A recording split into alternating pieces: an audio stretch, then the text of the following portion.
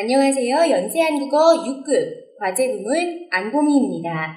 오늘은 제7과 1 한국의 문화유산 과제 2 논리적인 글쓰기 서론쓰기입니다. 지금 고급 과정으로 오면 올수록 논리적인 글쓰기를 할 일이 많아지고 있습니다. 여러분들의 생각을 논리적으로 정리해서 주장하고 그 주장을 근거를 들어서 뒷받침해서 다른 사람을 설득하는 글을 많이 쓰게 되죠. 어떻게 글을 써야 잘 쓴 글이 될까요? 자, 오늘 논리적인 글쓰기 중 시작할 때 앞부분, 가장 앞문단인 서론을 어떻게 써야 잘 쓴 서론이 될지 함께 이야기해보고 연습해보도록 하겠습니다. 자, 준비되셨나요? 교재 208쪽입니다. 자, 먼저 우리 잘된 서론을 쓰기 위해서 기능 표현들 익혀보도록 하겠습니다. 자, 여러분 일단 서론에서 어떤 것들에 대해서 써줘야 된다고 생각하세요? 네, 먼저 가장 중요한 것은 주제를 밝혀주는 일이겠죠?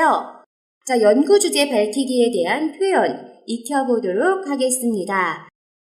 자, 이 글에서는 주제에 넣어주시고요. 에 대해 다루어 보고자 한다 등의 표현으로 주제 밝혀주실 수 있겠습니다. 자, 만약에 지금 쓰고 있는 글이 영어 공용화에 대한 거예요. 영어를 공용화해야 된다. 자, 그럴 때 어떻게 밝혀주면 좋을까요? 네, 이 글에서는 영어 공용화에 대해 다루어 보고자 한다. 자, 조금 더 복잡하게요. 문장 구조 바꿔서 표현해 볼 수도 있겠는데요. 자, 최근 현상이 이것에 대해 많이 언급되고 있다, 많이 이야기되고 있다 라는 표현에서 요즘 주장이 많이 제기되고 있으므로 라고 주제를 이유로 만들어 주시고요. 자, 그렇기 때문에 결과절에 이 문제에 대해 다루기로 한다 해서 표현해 볼 수도 있겠어요. 자, 영어 공용화가 계속해서 주제죠. 자, 그렇다면은 똑같은 주제 밝히기인데요. 문장 조금 더 복잡하게. 네, 요즘 영어를 공용화하자는 주장이 많이 제기되고 있으므로 이 문제에 관해 다루기로 한다 라고 정리해 줘 보실 수도 있겠습니다. 자, 주제를 밝히는 게 서론에서 일단 가장 중요한 부분이라고 할 수 있겠고요. 자, 계속해서요. 의의 제시하기가 있습니다. 이 글을 발표함으로써 이 글을 쓰고 다른 사람이 읽음으로써 생각을 갖게 되고 앞으로 어떠한 효과가 있을지를 기대하면서 써주는 부분입니다. 이 연구는 어떠한 의미를 가질 것이다 하는 부분이죠. 자, 영어 공용화를 하느냐 마느냐가 사회에서 앞으로 중요한 문제가 될 것이다가 의의예요.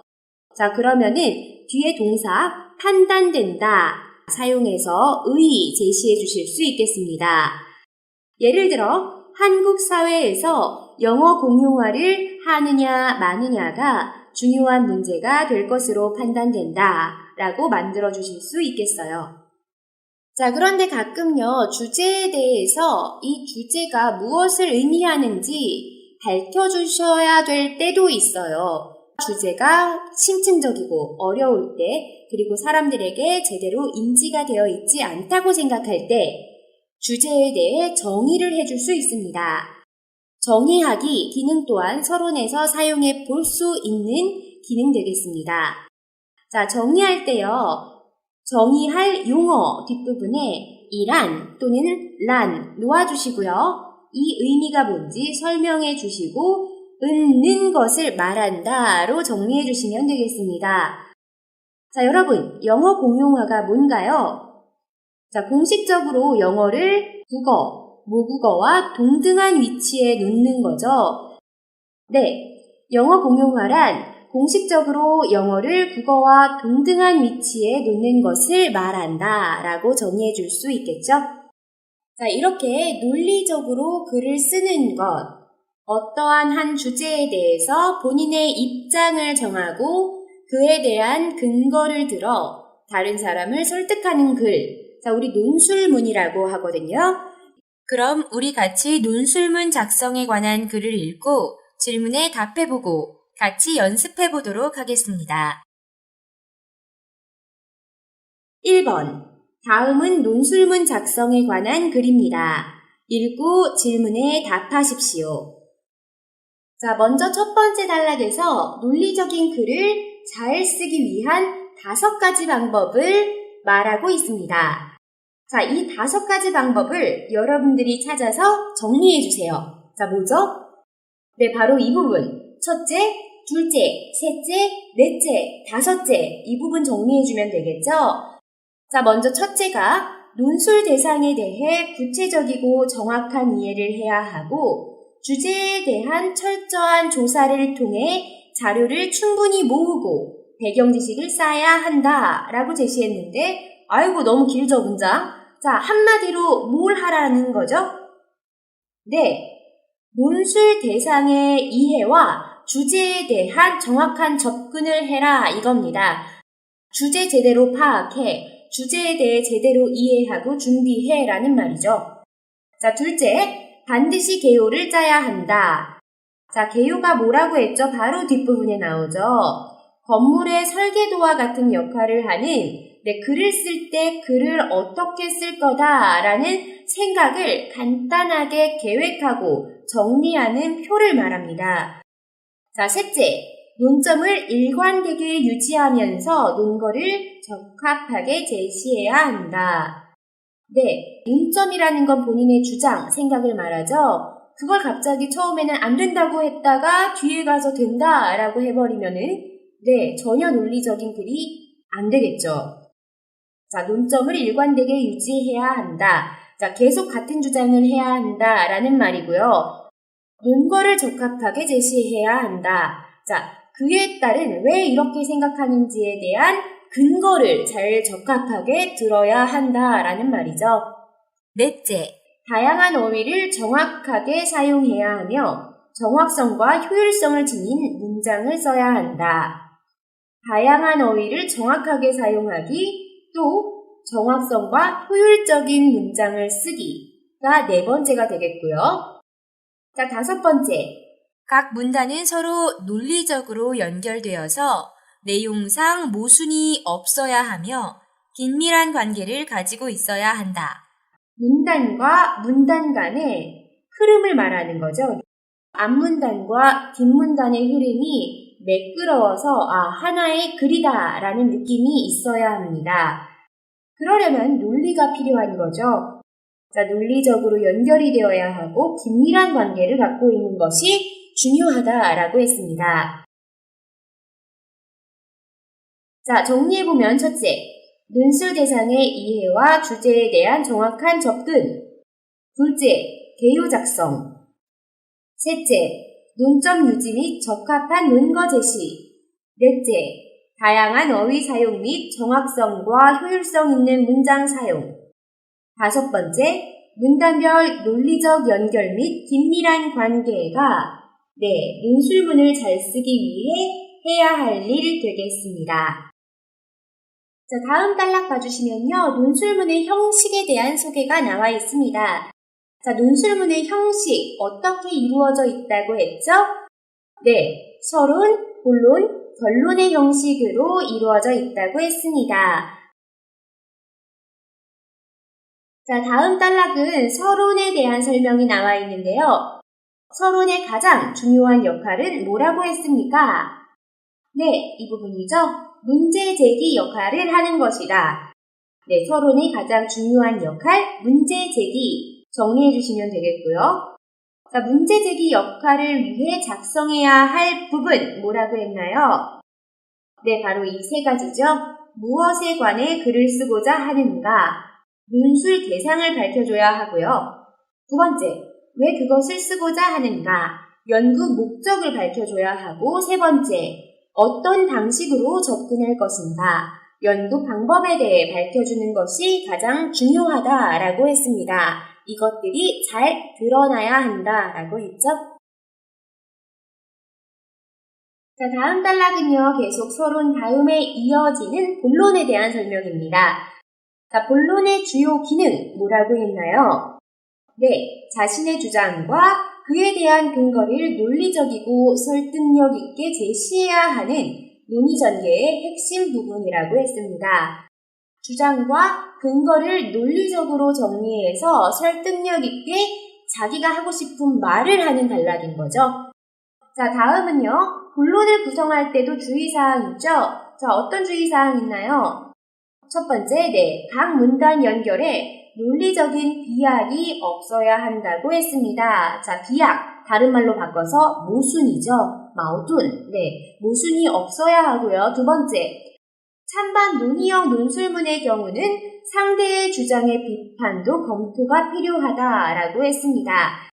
계속 자신의 주장만 할 게 아니라 상대방의 주장을 검토하고 그 주장에 대해서 방어도 하고 논박도 해가면서 써야 한다라는 겁니다. 자, 계속해서요. 다음은 결론에 대한 소개입니다. 자, 결론의 기능 뭐라고 했나요? 글 전체를 마무리하는 단계가 바로 결론의 기능이죠. 자, 결론 구성 시도 주의사항이 있습니다. 자, 어떤 거 조심해야 하나요? 네, 첫 번째, 피상적이고 막연한 내용은 피하고 구체적인 방향으로 나아가야 한다고 했습니다. 두 번째, 대책을 제시할 경우 그 목표를 이룰 수 있는 구체적인 수단과 방법까지 제시해야 한다고 했습니다. 그냥 막연하게 좋은 사회를 만들어야 한다, 문제를 해결하고자 노력해야 한다가 안 된다라는 겁니다. 구체적인 방법, 구체적인 방향성을 밝혀주는 게 바로 결론을 구성할 때 가장 중요한 포인트가 되겠습니다. 자, 그러면은 우리 하나하나 질문에 대해 대답해 보도록 할게요. 1번. 논술문을 잘 쓰기 위해 가장 먼저 해야 할 일은 무엇입니까? 자, 첫 번째 단락의 첫째 부분 정리해 주시면 되죠?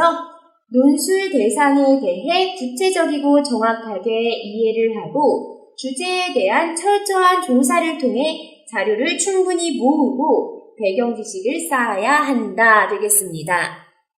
이 말 쉽게 말해서 논술 대상과 주제에 대해서 제대로 이해하고 준비해야 한다라는 말이라고 했었죠? 자, 계속해서 두 번째, 2번.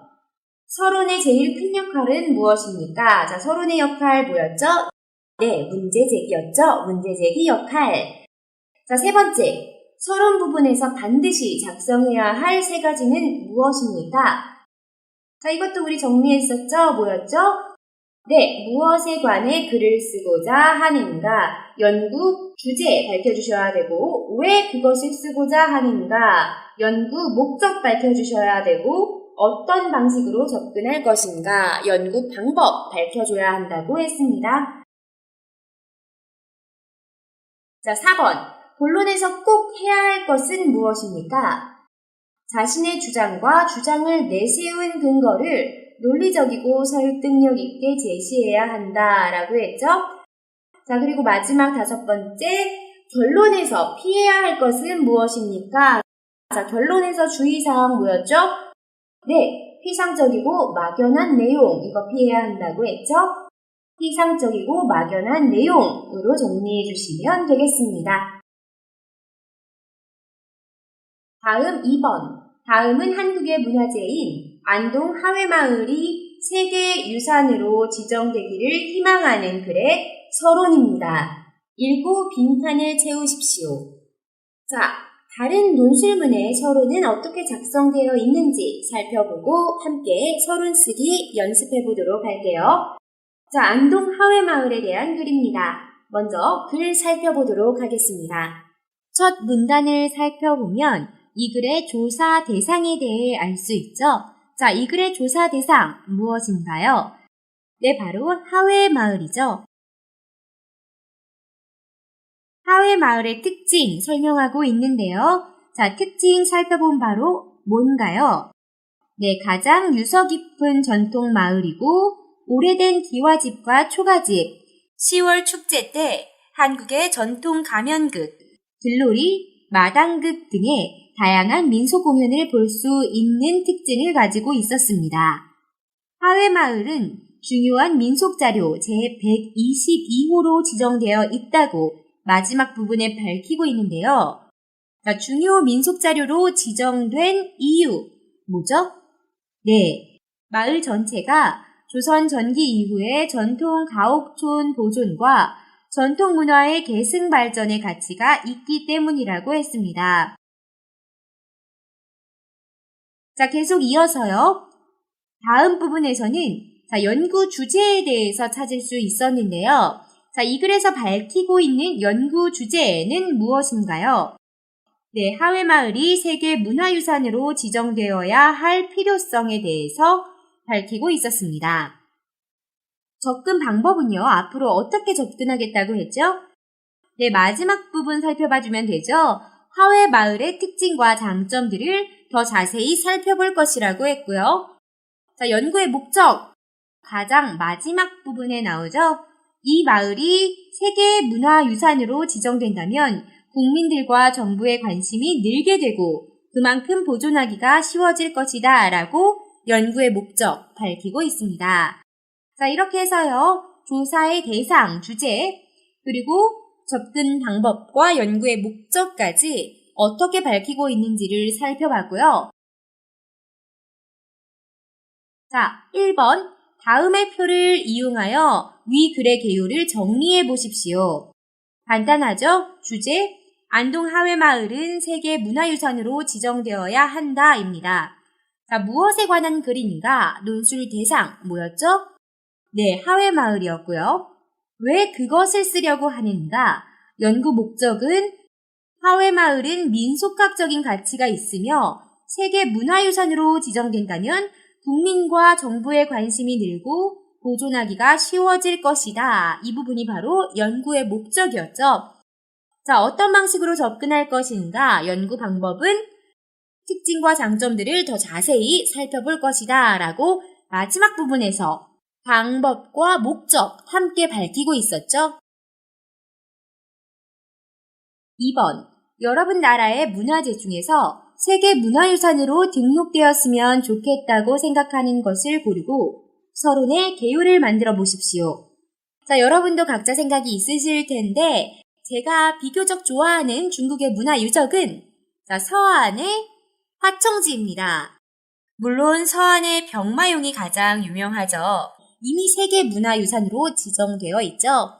자, 저는 병마용보다 사실은 화청지가 더 기억에 많이 남았었어요. 서안 여행 때. 자, 국가에서 이미 특별문화재로 지정해서 보존하고 있지만은 아직 세계 문화유산으로 등록되진 않았더라고요. 자, 하지만 그만큼 가치 있는 문화재인 것 같아요. 서안의 화청지로 만들어 보겠습니다. 자, 주제, 화청지가 세계 문화유산으로 지정되어야 한다고요. 논술 대상, 화청지가 되겠죠. 자, 연구 목적은요. 자, 화청지 같은 경우 제가 왜 대단하다고 생각하냐면요. 자, 고대사적으로도 가치가 있어요. 주나라 황실에서부터 이용했던 온천지죠. 자, 고대의 가치 당연히 있고요. 자, 그리고요, 서안 사건. 장제스가 장쉐량 군대에게 붙잡힌 서안 사건도 바로 이곳에서 일어났었죠. 자, 근대적 역사의 가치가 있습니다. 자, 고대부터 근대까지 이어오는 이런 역사적 가치를 한 번에 갖는 문화재가 흔치 않거든요. 자, 그렇기 때문에 이런 역사학적 가치로 인해서 세계문화유산으로 지정됐으면 좋겠어요. 세계문화유산으로 지정된다면 국민과 정부의 관심이 늘고 보존하기가 쉬워질 것이다가 요지가 되겠습니다. 자, 방법은요. 역시나 똑같이 특징과 장점들을 더 자세히 살펴볼 것이다로 작성해 볼게요. 3. 위의 개요를 이용해서 서론을 써보십시오. 자, 논술 대상부터 소개해 보겠습니다. 화청지죠? 자, 화청지에 대한 소개. 화청지는 주나라 때부터 3000여 년간 온천 휴양지로 사용되어 온 곳으로 당현종과 양귀비의 사랑 이야기로도 유명한 곳이다.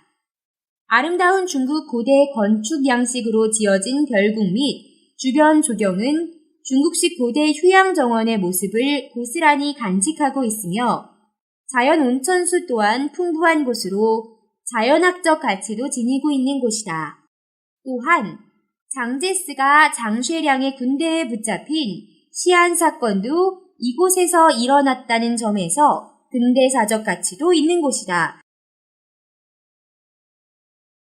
자, 2번 연구 목적 밝혀보겠습니다.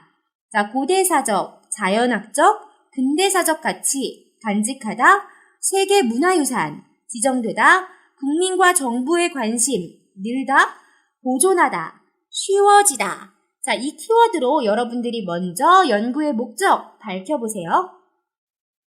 네, 이 정도 만들어 보면 좋겠죠? 이렇듯 고대사적, 자연학적, 근대사적 가치를 간직하고 있는 이곳이 세계문화유산으로 지정된다면 국민과 정부의 관심이 늘게 되면서 보존하기가 그만큼 쉬워질 것이다.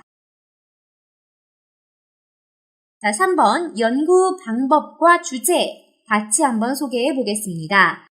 키워드는 화청지의 특징과 장점들 자세히 살펴보다. 화청지 세계문화유산 지정되어야 하다. 필요성 다루다입니다. 자, 먼저 만들어 보세요.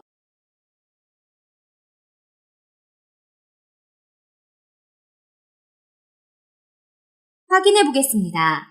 그러므로 이 글에서는 앞서 이야기한 화청지의 특징과 장점들을 더 자세히 살펴보고 화청지가 세계문화유산으로 지정되어야 할 필요성에 관해 다루고자 한다. 자, 감 잡으셨나요? 자, 오늘 수업 여기까지입니다. 자, 오늘 논리적인 글쓰기, 논술문의 서론을 어떻게 작성해야 할지 공부해봤습니다. 자, 수고 많으셨고요. 다음 시간에 새로운 주제로 다시 찾아뵙겠습니다. 안녕히 계세요. 다음 시간에 또 만나요.